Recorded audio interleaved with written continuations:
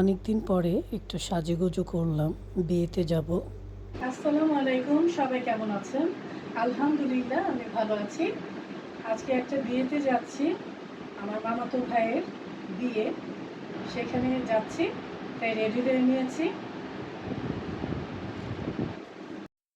দুপুরে বিয়ে, তাই একটা লাইট কালারের ড্রেস পরে নিলাম।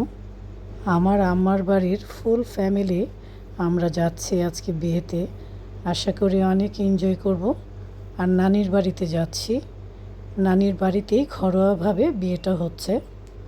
আজকাল ব্যস্ততার কারণে কারোর সাথে কারো দেখাই হয় না।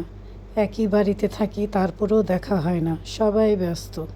যাক, যে যেখানেই থাকুক সবাই ভালো থাকুক, তার পরিবার পরিজন নিয়ে, এটাই আমি দোয়া করি সব সময়। আর আমার জন্য সবাই দোয়া করবেন, আমি যেন আমার পরিবার নিয়ে ভালো থাকতে পারি। এই তো চলে এসেছি নানির বাড়িতে। সেদিন এসেই ছোট্ট ইরান আজকে কত বড় হয়ে গেছে, বিয়েও করে ফেলেছে। বউটা কি কিউট, মাশাল্লাহ। দোয়া করি সারা জীবন তোমরা ভালোভাবে সংসার করো, ভালোভাবে থাকো, ভালোবাসা নিয়ে দুজন দুজনকে বোঝার চেষ্টা করবে, তাহলেই সংসার সুখের হবে। বিয়ে আগেই হয়ে গেছে, বউ উঠিয়ে এনেছে। আজকে বউ ভাত নানির বাড়িতে আমরা সবাই চলে এসেছি।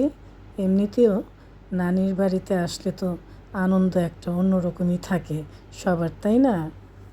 বিয়েটা ওর বাবা মার পছন্দ মতোই করেছে, সে নিজে নিজে করেনি। যাক, এই যুগের ছেলে তো আজকাল আবার নিজে নিজে বিয়ে করে ফেলে, তো তার বেলায় তা হয়নি। সবাই ওদের জন্য দোয়া করবেন, ওরা যেন সুখে শান্তিতে সংসার করে। আমার নানির বাড়িতে সব মামারা থাকে, খালারা থাকে, তাই আর অন্য কোথাও যেতে হয় না। একই বাড়িতে আমরা সবাইকে পেয়ে যাই।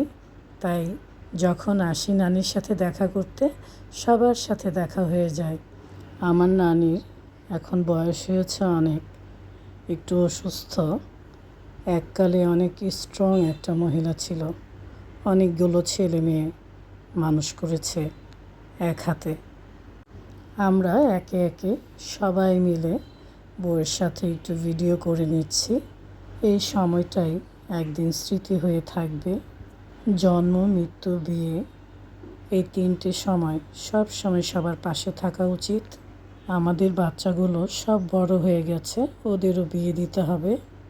এখন খাওয়া দাওয়ার পালা। বিয়ে বাড়িতে খাওয়া দাওয়া করতে আমার কাছে ভালোই লাগে, বিশেষ করে বুরহানিটা এত ভালো লাগে। অনেক ক্ষুধাও লেগেছে, তাই প্লেটে পোলাও, রোস্ট, কাবাব আর গ্লাসে ঢেলে নিয়েছি বুরহানি।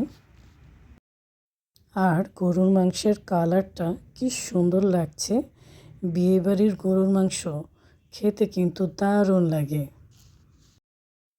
আমাদের পরিবারের সবাই আমরা একসাথে একই টেবিলে বসেছি, সবাই গল্প করছি আর খাওয়া দাওয়া করছি। এটাই একটা আনন্দ। এই আনন্দ সব সময় আসে না, একমাত্র বিয়ে, শাদী, জন্মদিন, এই দিনগুলোতেই এই আনন্দগুলো আসে। আর চলে এসেছে জর্দা। জর্দাটা এত মজা হয়েছে, আমি অনেক মজা করে খেয়েছি জর্দাটা। খাওয়া দাওয়া শেষ হতে না হতেই সবাই আব্বাকে ঘিরে ধরেছে টাকা নেওয়ার জন্য। যারা সার্ভ করেছে তারা, আব্বাও তাদেরকে টাকাটা দিয়ে দিল। আমার ছেলে জামাইকে মিষ্টি মুখ করিয়ে দিচ্ছে জর্দা থেকে মিষ্টি নিয়ে। খাওয়া দাওয়া শেষ করে এখন একে একে সবাই চলে যাচ্ছি নিচে। খাওয়া দাওয়া শেষ করলাম, এখন পান সুপারি না খেলে কি আর চলে? আমার ছোট বোন একটু লেট করে এসেছিল, তাই ডাইরেক্ট খাওয়া দাওয়া করে তারপর বউ দেখতে আসলো। আমিও ওর একটু ভিডিও করে নিচ্ছিলাম। আমার খালাম্মা আমার ছেলেকে পেয়ে একদম জড়িয়ে ধরেছে। অনেক দিন পরে আমরা সবাই একসাথে হওয়াতে আমরা খুবই আনন্দ করছি নানির ঘরের মধ্যে বসে। আর আমার আব্বা হচ্ছে এ বাড়ির সবার বড় জামাই। খাওয়া দাওয়া করে সবাই চলে এসেছে নানিকে দেখার জন্য, আবার বিদায়ও নিবে। আমরা এখন চলে যাব। যাওয়ার আগে আমরা এখন উপরে যাব আমার মামার ঘরে। আজকে আব্বা এই ফলের ঝুড়িটা করে নিয়ে এসেছে নানুর জন্য, আমার মামাতো ভাইয়ের জন্য। ও অসুস্থ, তাই ওকে দেখতে আমরা সবাই দোতলায় চলে গিয়েছিলাম। সবাই ওর জন্য দোয়া করবেন, ও যেন তাড়াতাড়ি সুস্থ হয়ে যায়। আজকাল ঘরে ঘরে কী যে হয়েছে, সবাই স্ট্রোক করছে। বিয়েতে এসে আমার মামাতো বোনের সাথেও দেখা হয়ে গেল। ওর 2 ছেলে নিয়ে বিয়ে খেতে এসেছে। আরেকটা কথা না বললেই নয়, আমার ফুপুর সাথে আমার মামার বিয়ে হয়েছে, তাই ডাবল রিশতা আমাদের। আমার ফুপুর একটাই ছেলে, ও অসুস্থ, ওর জন্য সবাই দোয়া করবেন। আমার ছোট মামা ওর ছেলেরই বিয়ে খেতে এসেছে, এখন ওর কাছ থেকে বিদায় নিয়ে আমরা চলে যাচ্ছি নানির বাড়ি, মামার বাড়ি মধুরহারি রেখে এখন চলে যাচ্ছি।